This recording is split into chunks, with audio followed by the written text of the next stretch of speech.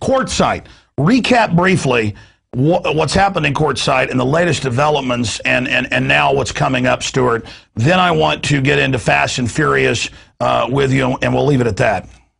Sounds good. Well, Quartzsite, we just had a rally down there. We had Jordan Page come and join us and play, and we went there in support of the 10 police officers who stood up and blew the whistle on their chief for arresting political opponents.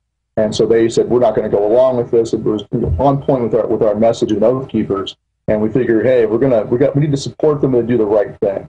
And so we had 10 stand-up cops who did the right thing. We went down there and supported them. And we actually managed to get 2 sitting Arizona state legislators, Representative Burgess and also Representative Seal, to join us there in Quartzsite and speak to the officers. And they're contemplating, at least looking into holding hearings to oversee. Sure. I should have pointed out you already had one rally. I had read that also now more are planned. But this is amazing. Hundreds and hundreds of people shown in the middle of nowhere. Tell viewers, though, recapping exactly what happened in Quartzsite, because some people don't know. Well, it started with the arrest of Jennifer Jones. It went all over YouTube, but it had been going on before that. That was the most blatant example right there on video of someone being arrested because they didn't like her free speech. It was really an Alice in Wonderland experience to watch the town council one guy made a motion to remove her from the podium, and that was seconded, and they all voted for it. And the mayor sitting there Mary Foster was saying, hey, wait a minute, you can't do this.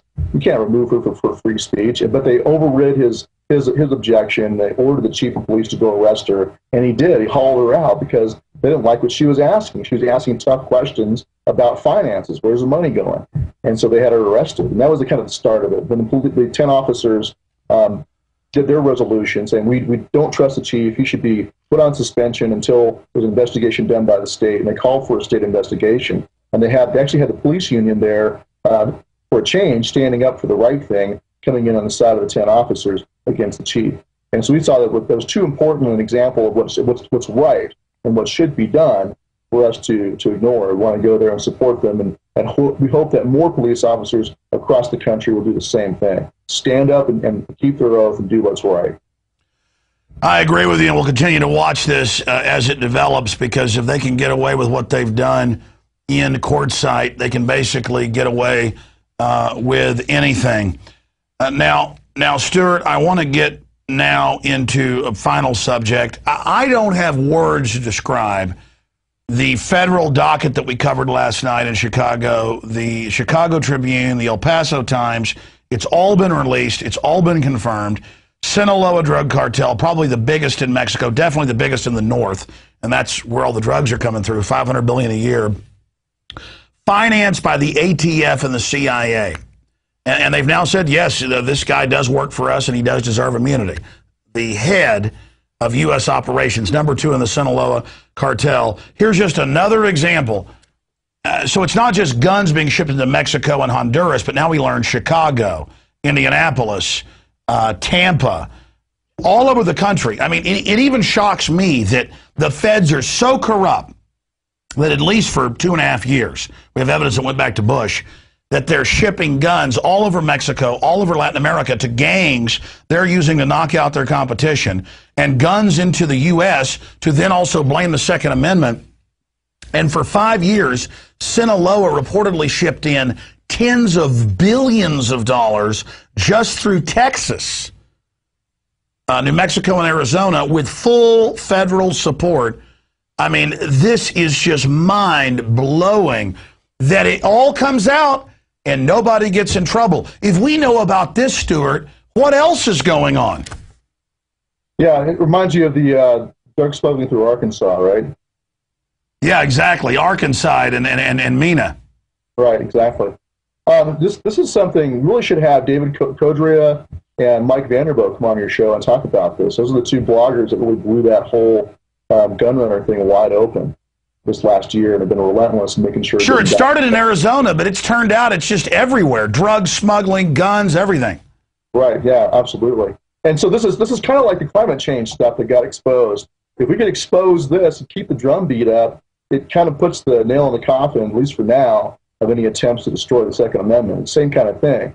If the average Joe out there sees it for what it really is not going to buy it, then they can manipulate all they want, and create chaos and havoc on the border all they want, and no one's going to fall for it. Well, that's my point. Is though, if we caught them on this, you find 2 or 3 roaches when you turn the light on.